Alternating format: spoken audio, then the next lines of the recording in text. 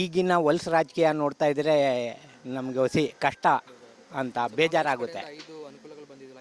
ಅದು ಅದು waste sir. ಅದು ಆ ಗ್ಯಾರಂಟಿ ಅದು ಬಂದ್ರೂ ವೇಸ್ಟೇನೆ, ಏನೂ ಇಲ್ಲ. ಇದು ಶಾಶ್ವತದಲ್ಲ. ಇದು ನಮಗೆ ಒಳ್ಳೆ ಆಡಳಿತ ಕೊಡ್ತಾರಲ್ಲ, ಅದು ಶಾಶ್ವತ.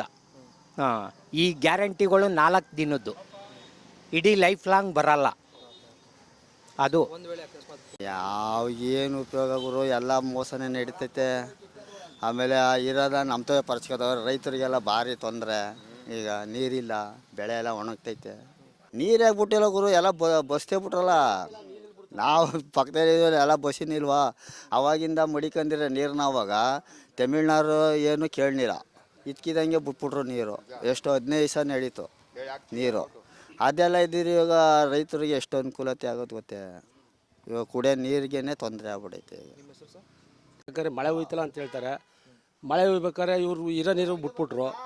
ಅಲ್ಲಿ ರಾಜಕೀಯ ಇಲ್ಲೇ ರಾಜಕೀಯ ಅಂತ ಈಗೆಲ್ಲ ಬೆಂಗಾಡಾಗೈತೆ. ಅವ್ರು ಕೊಟ್ಟವ್ರು ಇಲ್ಲಿ ಕಿತ್ಕೋತವ್ರೆ. ಏನಾಗೈತೆ ನೋಡಿ ಹಿಂಗೇನೆ. ನಮ್ಮ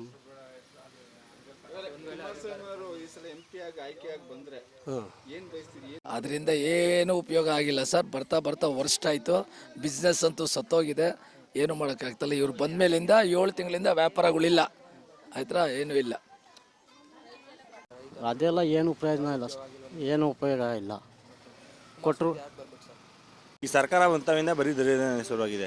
ಇದು ಉದ್ಧಾರ ಅಂತೂ ಒಂದು ದಿವಸನೂ ಆಗಿಲ್ಲ. ಒಂದ್ ಕಡೆ ಹೇಳ್ತಾರೆ ನಾವು ನೀರು ಬಿಟ್ಟಿಲ್ಲ, ಏನಿಲ್ಲ, ಬರೀ ಸುಳ್ಳು ಹೇಳ್ಕೊಂಡು ತಿರುಗ್ತಾ ಇದ್ದಾರೆ ವಿಪಕ್ಷದವರು ಅಂತ ಅಂದ್ಬಿಟ್ಟು. ನೀರೇನು ಹರ್ಸೆ ಇಲ್ವಂತಾರೆ ತಮಿಳ್ನಾಡಿಗೆ. ತಣ್ಣೀರು ಹರ್ಸೆ ಇಲ್ಲ ಅಂದ್ರೆ ಸರ್, ಅವ್ರು ಬಂತವಿಂದ ಇಲ್ಲೇ ಸರ್ಕಾರ ದರಿದ್ರ ಬರ್ತಿದೆಯಲ್ಲ. ಮಳೆನೇ ಹೋಗ್ತಾ ಇಲ್ವಲ್ಲ. ಮಳೆ ಹೋದ್ರೆ ಬರುತ್ತೆ, ಅವರು ಬಿಡ್ತಾರೆ. ಮಳೆನೇ ಹೋಗ್ತಾ ಇಲ್ವಲ್ಲ. ಅದರಿಂದ ನಮಗೆ ಕುಮಾರಸ್ವಾಮಿ